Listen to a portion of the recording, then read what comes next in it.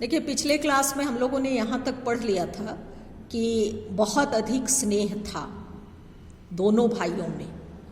अपने होश में कभी भी बड़े भाई ने छोटे भाई को घुड़का तक नहीं था। जब वह इलाहाबाद से आते तो उसके लिए कोई न कोई वस्तु अवश्य लाते। मुगदर की जोड़ी उन्होंने ही बनवा दी थी। मुगदर पहलवानों के लिए हाथ में लेकर के कसरत करने की चीज। पिछले साल जब उसने अपने से ड्रेढ़े जवान को नागपंचमी के दिन दंगल में पछाड़ दिया तो उन्होंने पुलकित होकर अखाड़े में ही जाकर उसे गले से लगा लिया था और 5 रुपए के पैसे लुटाए थे। ऐसे भाई के मुंह से आज ऐसी हृदय विदारक बात सुनकर लाल बिहारी को बड़ी ग्लानि हुई। वह फूट फूट कर रोने लगा। यानी जो भाई उसे इतना स्नेह से रखता था उसकी इस तरह की बातें सुन करके लाल बिहारी को बहुत अधिक ग्लानि हुई और वो रोने लगा। इसमें संदेह नहीं कि अपने किए पर वह पछता रहा था। भाई के आने के एक दिन पहले से उसकी छाती धड़कती थी कि देखूं भैया क्या कहते हैं, मैं उनके सम्मुख कैसे जाऊंगा, उनसे कैसे बोलूंगा। मेरी आंखों के सामने, उनके सामने मेरी आंखें, देखिए जब व्यक्ति से कोई गलती होती है तो व्यक्ति सामने वाले से आंखें नहीं मिला पाता, तो वो ऐसे ही सोच रहा है कि मेरी आंखें उनके सामने कैसे उठेंगी। उसने समझा था कि भैया मुझे बुलाकर समझा देंगे। इस आशा के विपरीत आज उसने उन्हें कठोरता की मूर्ति बने हुए पाया। उसे ऐसा विश्वास था कि भैया उसे समझा देंगे, लेकिन आज तो भैया पूरी तरह से कठोरता की मूर्ति बन गए थे।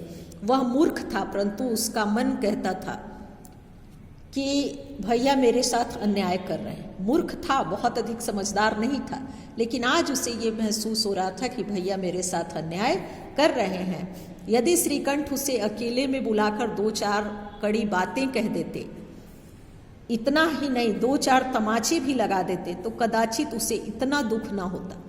पर भाई का यह कहना कि अब मैं इसकी सूरत नहीं देखना चाहता, लाल बिहारी से सहा नहीं गया। भाई ने जब ये कहा कि मैं इसकी सूरत देखना नहीं चाहता तो ये बात लाल बिहारी से अब सहा नहीं गया। वह रोता हुआ घर आया।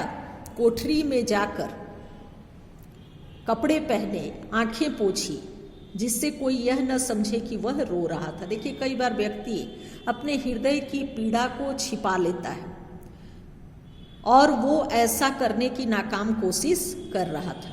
इसके उपरांत वह आनंदी के द्वार पर आकर बोला, भाभी भैया ने निश्चय किया है कि वे मेरे साथ इस घर में नहीं रहेंगे। अब वे मेरा मुंह नहीं देखेंगे, इसलिए मैं जाता हूं, उन्हें फिर मुंह नहीं दिखाऊंगा। मुझसे जो कुछ अपराध हुआ उसे क्षमा करना। यह कहते कहते लाल बिहारी का गला भर आया। जिस समय लाल बिहारी सिर झुकाए आनंदी के द्वार पर खड़ा था, उसी समय श्रीकंठ सिंह भी आंखें लाल किए बाहर से आए। भाई को खड़ा देखा तो घृणा से आंखें फेर ली और कतरा कर निकल गए, मानो उसकी परछाई से भी दूर भागना चाहते हों।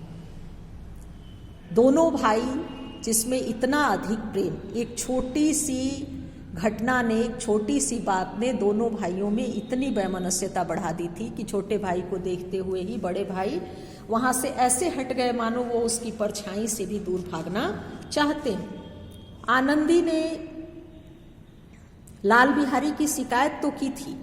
देखिए, पछतावा दोनों को हो रहा है। इसलिए कहते हैं कि क्रोध में किया गया कार्य बहुत अधिक पछतावा भी देता है। तो शिकायत तो की थी, लेकिन अब मन में पछता रही थी। वह स्वभाव से ही दयालु थी। उसे इसका तनिक भी ध्यान न था कि बात इतनी बढ़ जाएगी। इस बात का उसे थोड़ा भी एहसास नहीं था कि बात इतनी अधिक बढ़ जाएगी। वह मन में अपने पति पर झुझला रही थी कि ये इतने गर्म क्यों होते हैं। उसे ये लग रहा था कि मैंने कह भी दिया तो ये इतने गुस्से में क्यों आए।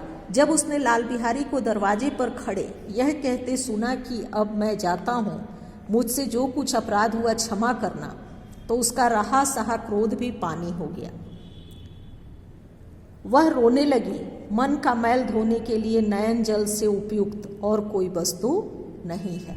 यानी मन के मैल को धोने के लिए नयन जल से उपयुक्त और कोई वस्तु नहीं है। श्रीकंठ को देखकर आनंदी ने कहा, लाल बाहर खड़े बहुत रो रहे हैं, भाई ने गुस्से में कहा, तो मैं क्या करूं?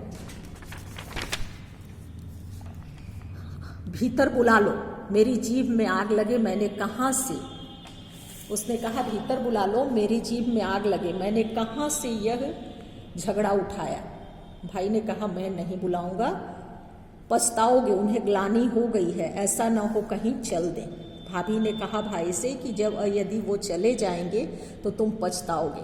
श्रीकंठ सिंह नहीं उठे। इतने में लाल बिहारी ने फिर कहा, भाभी भैया से मेरा प्रणाम कह दो, वो मेरा मुंह नहीं देखना चाहते, इसलिए मैं अपना मुंह उन्हें ना दिखाऊंगा। देखिए, यहाँ बड़े भाई पढ़े लिखे हैं, छोटा भाई पढ़ा लिखा नहीं है, लेकिन व्यवहार से वो बड़े भाई से अधिक समझदारी वहाँ दिखा रहा है। लाल बिहारी इतना कह लौट पड़े और शीघ्रता से दरवाजे की ओर बढ़े। अंत में आनंदी कमरे से निकली और उसका हाथ पकड़ लिया। लाल बिहारी ने पीछे मुड़कर देखा और आंखों में आंसू भर बोला, मुझे जाने दो। उसने कहा, कहाँ जा रहे हो? लाल बिहारी ने कहा, जहाँ कोई मेरा मुंह नहीं देखे।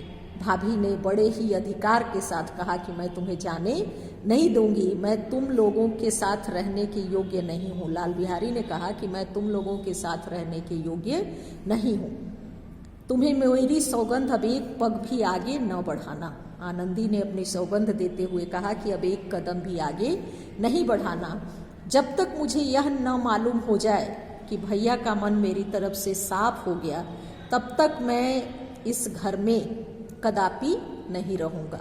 वो कहता है, जब तक मैं ये न जान लूँ कि भैया का मन मेरी तरफ से पूर्ण रूप से साफ हो गया, तब तक मैं यहाँ नहीं रहूँगा। श्रीकंठ सिंह का हृदय भी पिघला। उन्होंने बाहर आकर लाल बिहारी को गले से लगा लिया। दोनों भाई खूब फूट फूट कर रोए। लाल बिहारी ने सिसकते हुए कहा, भैया अब कभी मत कहिएगा कि तुम्हारा मुंह न देखूंगा, इसके सिवा आप जो दंड देंगे मैं सहर्ष स्वीकार करूंगा। श्रीकंठ ने कांपते हुए स्वर में कहा, लल्लू, इन बातों को बिल्कुल भूल जाओ, ईश्वर चाहेगा तो फिर से ऐसा अवसर नहीं आएगा। यानी दोनों भाई भाभी पूरे परिवार को इस बात के लिए पछतावा हो रहा था और बेनीमाधव सिंह बाहर से आ रहे थे। दोनों भाइयों को गले मिलते देखकर आनंद से पुलकित हो गए और बोल उठे कि बड़े घर की बेटियां ऐसी ही होती हैं, बिगड़ता हुआ काम बना लेती हैं। ये इस पाठ का जो शीर्षक है, बड़े घर की बेटियां, वो उसके ससुर के मुख से कहा जा रहा है कि बड़े घर की बेटियों का ये स्वभाव होता है कि वो बिगड़ता हुआ काम भी बना लेती हैं। गांव में जिसने भी यह वृतांत सुना, उसी ने इन शब्दों में आनंदी की उदारता को सराहा कि बड़े घर की बेटियां ऐसी ही होती हैं, बड़े घर की बेटियां जोड़ने का